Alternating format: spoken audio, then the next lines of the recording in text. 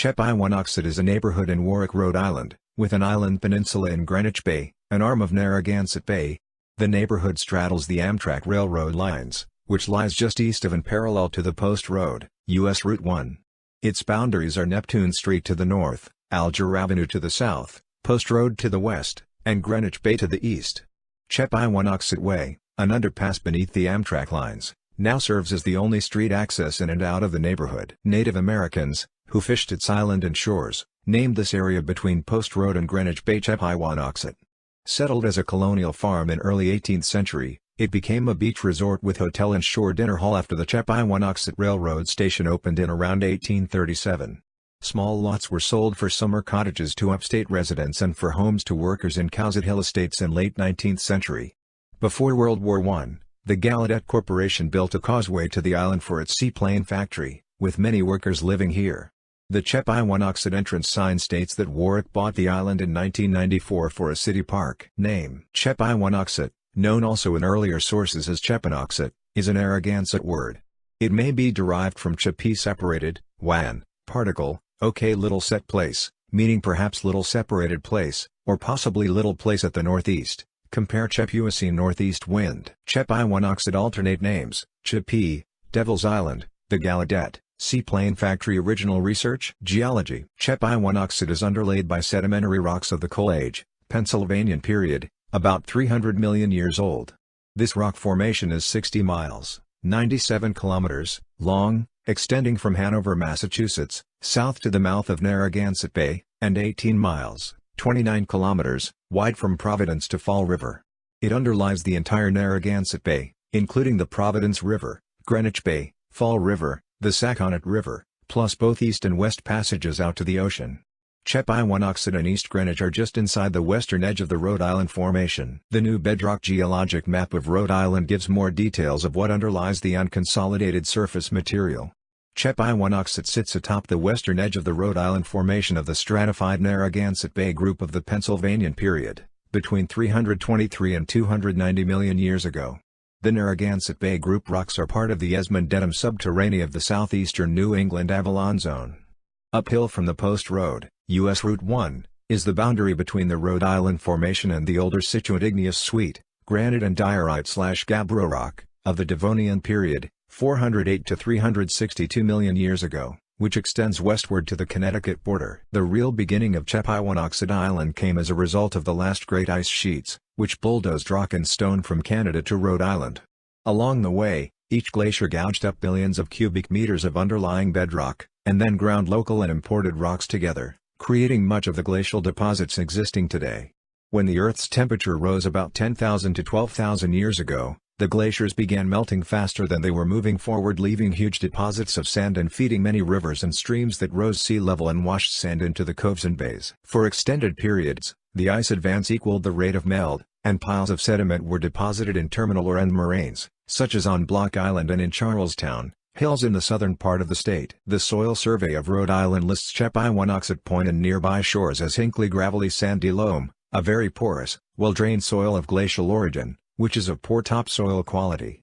The soil type change, to a bit of Walpole sandy loam, associated with severe wetness, can only occur in the marsh. Island creation theory. The original island was created as an outwash deposit during a brief pause in the last glacial retreat from meltwater runoff carrying eroded sand down a stream from the high hills, Love Lane and Cowsett Hills area, forming a small navigable river mouth called Arnold's Cove, suitable only by skiffs and small sailboats, cc.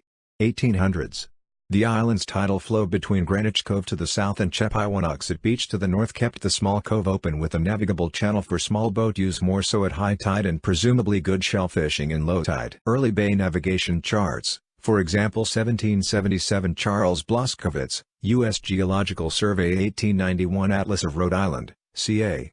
1895 Narragansett Bay, and City Maps, 1831 Stevens Map of Warwick, clearly showed Chepiwanoxet as an island separated by water from the mainland. The cove today remains as a very productive nursery for a wide range of baby fish species, horseshoe crabs, periwinkles, which helps make the north side the state's most productive and varied juvenile species population compared to all other test beaches during the annual multi-month shore seine testing by the Department of Environmental Management marine biologists. as repeated told over recent decades to the author. A causeway built by the Gallaudet Corporation, C.C. 1916, allowed truck access to the island for seaplane manufacturing factory. Arnold Cove today is a silted and marsh with only a narrow, winding channel, exiting north toward Chepiwanoxet Beach that is no longer navigable. The cove is quickly being populated by Phragmites reed grass, an invasive species that can grow over 15 high and quickly crowds out natural habitats. If uncontrolled, Phragmites may totally fill the entire cove in several decades. The shore along Chepiwanoxet once was one long winding sandy beach continually fed by erosion of the many high hills along the bay's west coast. But with development by railroad and home shore erosion protection with rock riprap, stone and cement walls that virtually stopped beach nourishment. Chepiwanoxet's beaches are mostly eroded away, leaving rocky shores with sand stripped away by naturally occurring longshore currents moving south and east north of the island and north and east south of the island. The two currents, along with Arnold Cove's river deposits, helped add sand to create the island along with its two long shallow sandbars heading northeast and southeast. Original research. Key modern history facts. The triangular-shaped island became a peninsula in the early 20th century when the Gallaudet Aircraft Company constructed America's first seaplane-only factory at Chepiwanoxet, C.C. 1916. To allow truck access to the factory, the south channel to Greenwich Cove filled in with sandy gravel dumped into the marsh, making a causeway from Alger Avenue that still remains. As a result of blocking water circulation around the island, Arnold Cove lost its small boat access from silt deposits in the tidal marsh located on the north side of the island. With the island made of glacial outwash sand deposits, it remains subject to shore erosion. The Gallaudet Company built wood bulkheads around the north, east and south shores with rock riprap on the water side and fill behind. With many factory workers living north of the old cove, a narrow wood plank bridge was built across the marsh to allow quicker access to from work. During the Gallaudet factory period, the Bostitch Staple Corporation, located in East Greenwich, was allowed to dump hundreds of truckloads of waste metal staples along the east-facing shore behind the wood bulkhead to control erosion from the 1930s to the early 1950s. The staples rusted in large heaps that gradually were eroded/dissolved by the salt water. In the early 2000s, after becoming a city park, Warwick had most of the remaining rust piles removed, but beach walkers can still discover small rust pieces lying about, which locals jokingly call Bostoplite rock. A few wood piles remain widely scattered along the shore, showing how much sand has eroded, particularly in the northeast corner, popular with fishermen. The factory built seaplanes, including the Galat Battlecruiser D series for the U.S. Navy during World War I. Following the war and loss of government interest in seaplanes, the corporation moved to Connecticut, leaving its factory empty and virtually unused through World War II into the 1950s. The author played among the buildings as a child.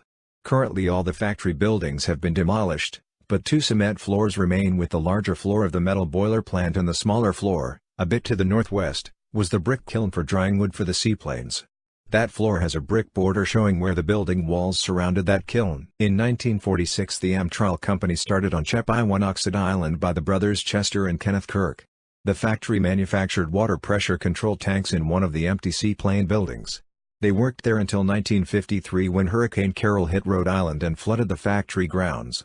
The Kirk brothers and two other employees survived the flood by floating on a garage door to the shore near the old Warwick Coal Company about 2 miles north.